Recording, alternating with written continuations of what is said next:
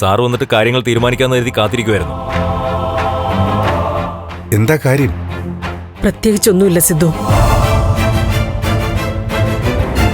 എനിക്ക് മനസ്സമാധാനം വേണം. അതുകൊണ്ട് പണ്ട് ഞാൻ ചെയ്ത ക്രൈം പോലീസിനെ അറിയിച്ചു. എന്നെ അറസ്റ്റ് ചെയ്ത് ജയിലിലിടാൻ ആവശ്യപ്പെട്ടിരിക്കുക. ഏത് ക്രൈമിന്റെ കാര്യം താനീ പറയുന്നത്?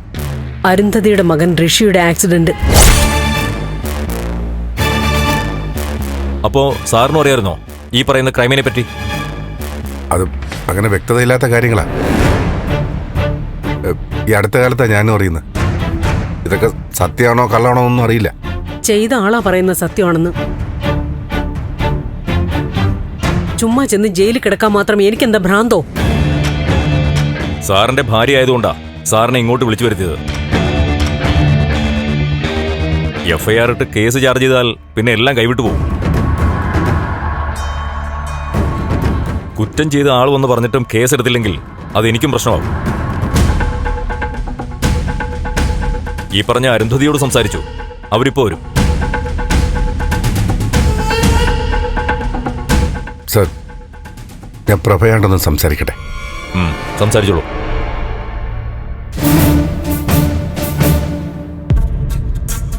പ്രഭ, എന്തുദ്ദേശത്തോടെ തൻ്റെ ഈ നടപടി എന്നറിയില്ല. പക്ഷെ ഈ ചെയ്യുന്നത് ശരിയായൊന്നല്ല. തെറ്റ് ഏറ്റു പറയുന്നതൊക്കെ നല്ലത് തന്നെ. അത് പക്ഷേ ഈ രീതിയിലാവണമെന്നില്ല. നാടിന്റെ ശ്രദ്ധ മുഴുവൻ ഇപ്പൊ ദേവികയുടെ വിജയത്തിലാണ്. അതിന്റെ തിളക്കം കുറയ്ക്കും തന്റെ ഈ നീക്കം. ആർക്കെങ്കിലും തിളക്കം കൂട്ടാനോ കുറയ്ക്കാനോ ആയിട്ടൊന്നും അല്ല ഞാനിത് ചെയ്യുന്നത്. ഈ ഒരു രഹസ്യം ഇനിയും ചുമന്നുകൊണ്ട് നടക്കാൻ വയ്യ എന്ന് ഉറപ്പിച്ചിട്ടാ ഞാനിപ്പോ പോലീസിന്റെ മുൻപിൽ വന്നത്. ഇനി ഉപദ്രവിച്ചും ഭീഷണിപ്പെടുത്തിയൊന്നും എന്റെ മനസ്സ് മാറ്റാന്ന് വിചാരിക്കണ്ട. പിന്നെ ദേവികയുടെ വിജയത്തിന്റെ തിളക്കത്തെക്കുറിച്ച് പറഞ്ഞു.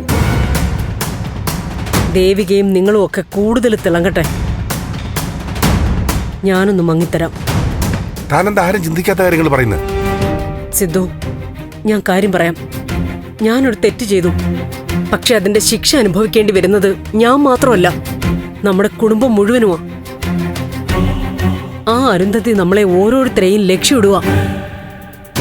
ഞാൻ ചെയ്ത കുറ്റത്തിന് ഞാൻ മാത്രം ശിക്ഷ അനുഭവിച്ചാൽ മതി. അതുകൊണ്ടാണോ താൻ ഈ തീരുമാനം എടുത്തത്? അങ്ങനെ താൻ പേടിക്കണ്ട. ഞാൻ അരുന്ധതിയോട് സംസാരിക്കാം.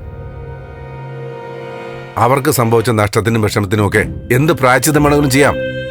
ആ പ്രായശ്ചിത്തമാണ് സിദ്ധു ഞാൻ ഇപ്പൊ ചെയ്യുന്നത്. സ്വയം ബലി കൊടുക്കുന്നു. അപ്പൊ പിന്നെ മറ്റുള്ളവരെ പേടിക്കണ്ട. അങ്ങനെ ഞങ്ങൾക്ക് വേണ്ടി താൻ ബലിയാടാവണ്ട.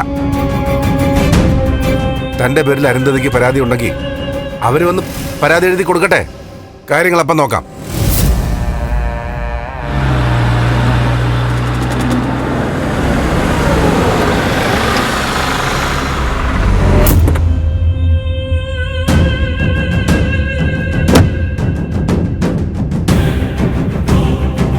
അരുന്ധതിയെ വിളിച്ചിട്ടുണ്ടെന്നാ DYSP പറഞ്ഞത്.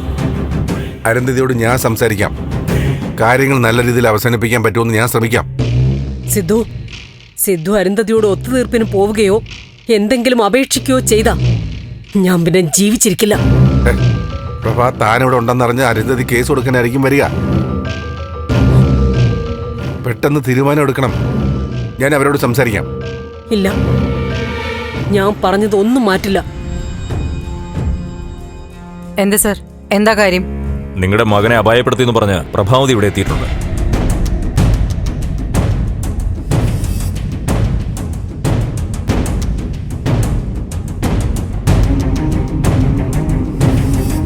എനിക്ക് അവരൊന്ന് കാണണം. വരൂ. അരുന്ധതി കേസ് കൊടുക്കട്ടെ. അപ്പൊ എന്റെ ജോലി കുറഞ്ഞു കിട്ടും.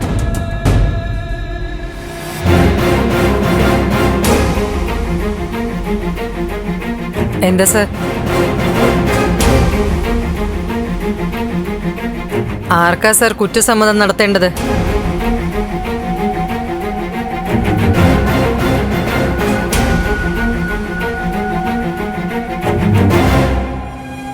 ഞാൻ കാര്യങ്ങളൊക്കെ മാഡത്തിനോട് പറഞ്ഞിട്ടുണ്ട്.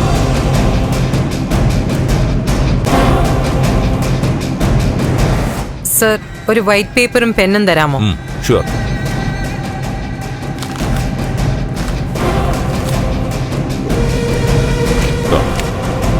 Thank you sir. Excuse me.